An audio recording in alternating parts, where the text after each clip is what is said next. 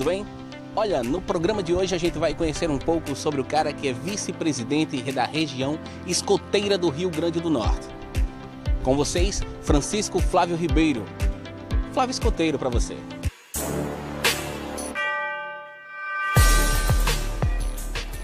Eu gostaria de saber quem é Flávio Escoteiro. Flávio Escoteiro é natural de Mossoró, chegando à cidade de Macau com 4 anos de idade. Minha família veio residir em Macau por motivos comerciais, né? Meu pai, José Ribeiro da Silva, minha mãe, Terezinha de Jesus Ribeiro. Flávio, nos conte um pouco de como você começou a sua história no escotismo. O chefe Antônio Amorim, em memória, estava apresentando uma patrulha lá de abertura do Grupo Polar Bairro de Viana. Nesse momento também despertou o interesse. Eu falei para minha mãe que me acompanhava em todos os meus desenvolvimentos. E nesse momento também ela não me autorizou, não deu a permissão. E aí, por muita influência de um namoro que minha irmã tinha com um escoteiro que fazia parte do Grupo Escoteiro Vila Regudi, por essa influência de minha irmã, eu fui fazer parte do Grupo Escoteiro Vila Regudi, aos 11 anos de idade. Hoje tenho 36 anos de movimento escoteiro. A minha promessa foi dia 7 de setembro. Foi a minha primeira patrulha ao ingressar no movimento escoteiro foi a Patrulha Águia, né, onde eu recebi todos os meus conhecimentos através do monitor Micharley, né, e em seguida, mas houve uma coisa interessantíssima, né, quem me levou foi o monitor da Patrulha Pantera, Cristiano. E ele que me levou, e aí tinha essa questão de quem levasse, seria para a patrulha que levasse, mas houve uma reformulação, né, da tropa, que na época era denominada Domingo Sábio, e aí eu findei ficando aos cuidados da Patrulha Águia, do monitor Micharley. E aí eu fiz a minha promessa dia 7 de setembro, juntamente com Clóvis, hoje padre Clóvis, né, a gente fez. Tive a honra de fazer essa promessa justamente com quem fez essa promessa da gente. O cerimonial de promessa foi Monsenhor Penha, né? E isso aumentava cada vez mais a responsabilidade, né? Pensando que a gente ia fazer a promessa com o chefe Edilson, o chefe Ailton, que era o chefe da época, na nossa geração. E aí Padre Penha se encontrava lá para desfilar com os escoteiros. E aí foi fazer o cerimonial de promessa minha e de Clóvis.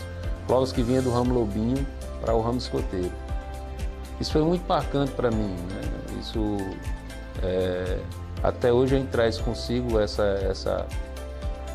nos dá um respaldo muito grande. Que quem fez a minha promessa foi um baluarte do escotismo, um marco para o escotismo não só do Rio Grande do Norte, mas nacional, que Monsenhor Penha foi chefe, escoteiro-chefe católico nacional, né, do Vila Regudi, fundando vários grupos escoteiros. Então isso aumentava a responsabilidade da gente quanto escoteiro da época.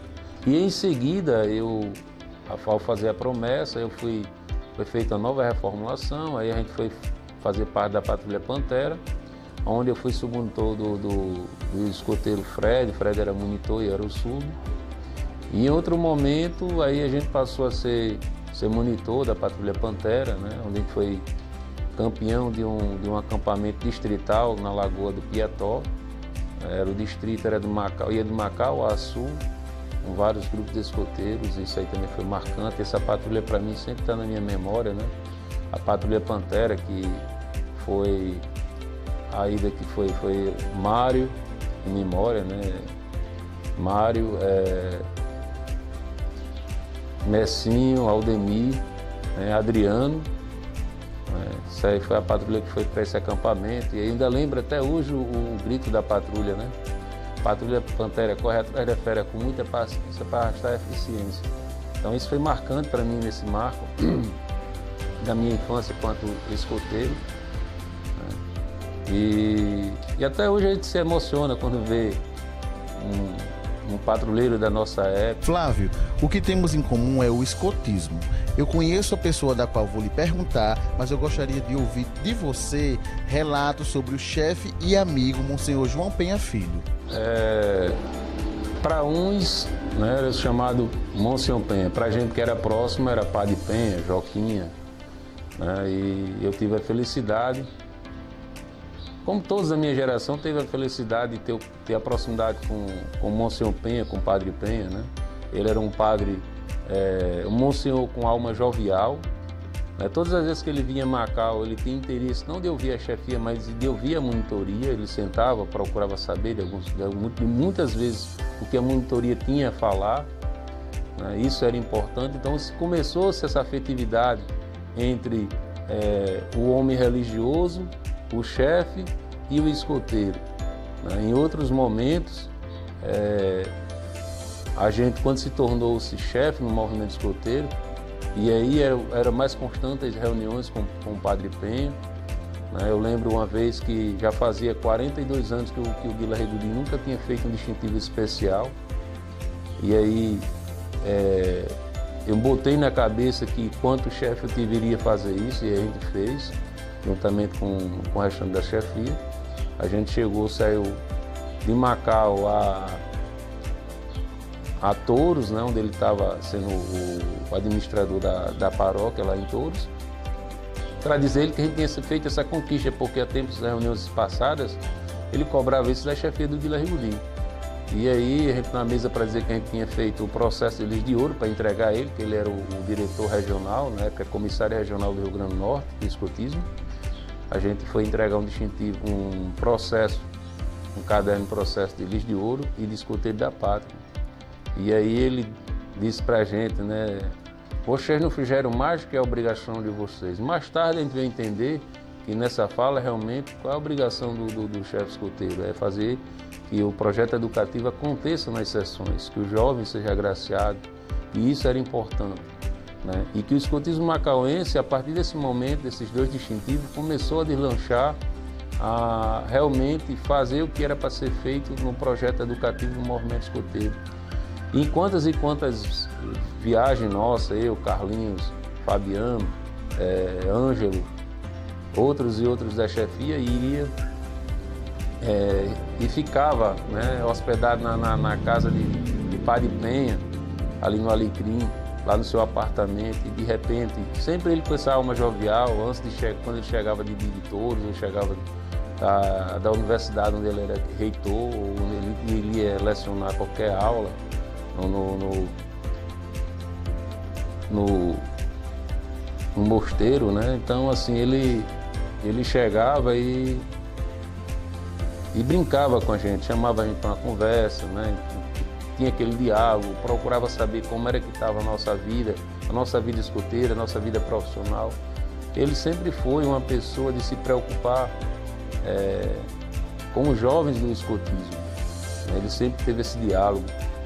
Se a pessoa usasse o lenço do Guila Regudinho, embora ele não tivesse esse contato, mas ele já passaria de imediato a confiar na pessoa que usasse o lenço do grupo escoteiro Guila Regudinho.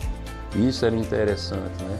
E as pessoas da família dele também tinham uma confiabilidade com a gente que tinha proximidade, então a gente chegava. Eu lembro que um congresso nacional que aconteceu em Natal, acho que por volta de 2002, 2003, foi 2004 mais ou menos isso, hoje está me falhando essa memória, a gente ficou hospedado na casa de Monsenhor Penha, e aí ele prestava esse apoio, né? Cedia a gente o carro para que a gente fosse até o Hotel Via Costeira, onde estava sendo sediado esse Congresso Nacional. Então, para mim, foi uma riqueza muito grande ter esse contato, não ter esse contato, mas também de muitas vezes conversar com ele, muitas vezes sentar na mesa de fazer um direcionamento. Eu lembro que ainda em vida, Monsenhor Penha em vida, a gente fez, quanto presidente, uma homenagem a ele,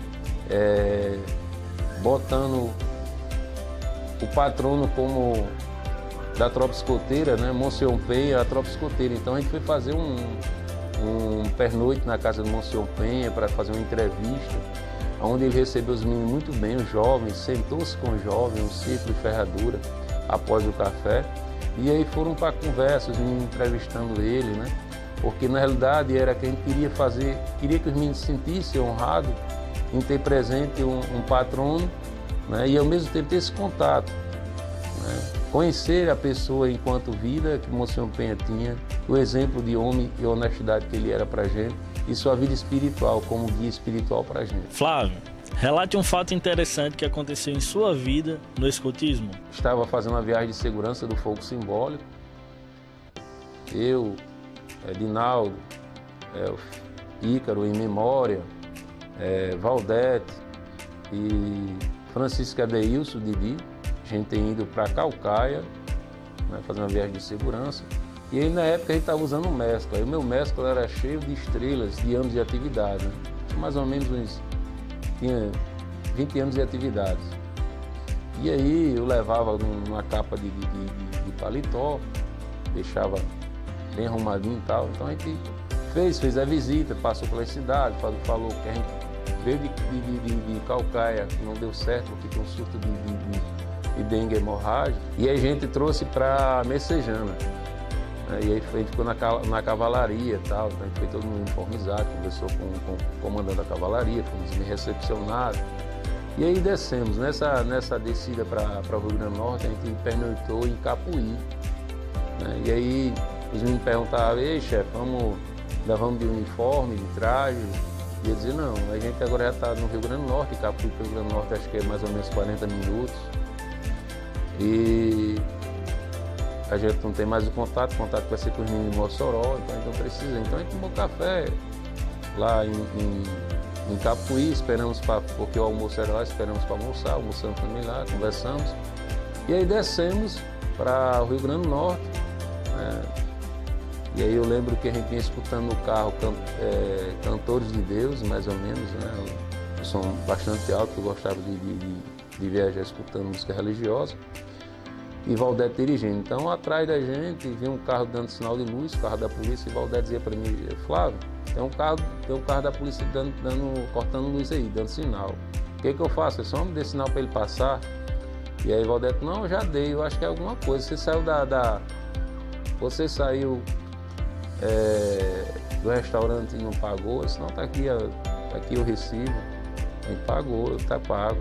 Então, ok, só vamos parar para saber o que é, né? Então, quando a gente encosta, o pessoal de Capuí, a polícia de Capuí, pegou o microfone, pediu para que a gente descesse com a mão na cabeça, né? E a gente, todos nós descendo com a mão na cabeça, Edinaldo muito afobado, nervoso. E aí,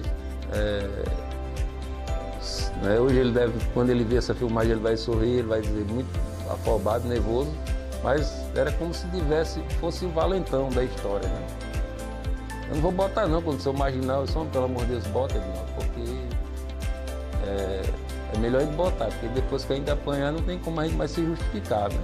Então a gente foi, botou a mão na cabeça, os guardas vieram, os policiais vieram até a gente com armas de fogo, arma poderio bélico pesado, metralhadora, rifle. E aí pediram a nossa identificação, as identidades, tudinho. E aí quando pediram para revistar o carro, né, foram bastante educados. Perguntaram se poderia revistar o carro, a gente disse que sim, que era o serviço deles. E aí quando abriram a porta da mala do carro, na que estava em cima era meu traje, cheio de estrela, né? O mescla da aeronáutica. Aí o cabo perguntou: quem é o comandante? Aí parece que foi um coral, sabe? Todos falaram uma voz só e todos apontaram num gesto só. O comandante é ele, comigo. Mas pronto, rapaz, isso é brincadeira. Os 4 amigos que eu trouxe estão me entregando como se eu fosse o primeiro apanhado, né? Fazendo alguma coisa de errado. E graças a Deus a gente não fez nada de errado, né?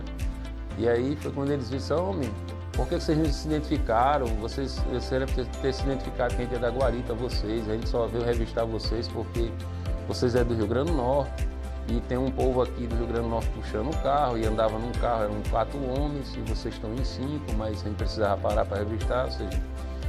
Então foi uma coisa assim que a gente passou, mas a gente teve o ar de felicidade, né? Uma coisa de se sentir abraçado. Então, quando a gente voltou em Capuí, eles estavam lá, recepcionaram a gente bem. E aí, gostou?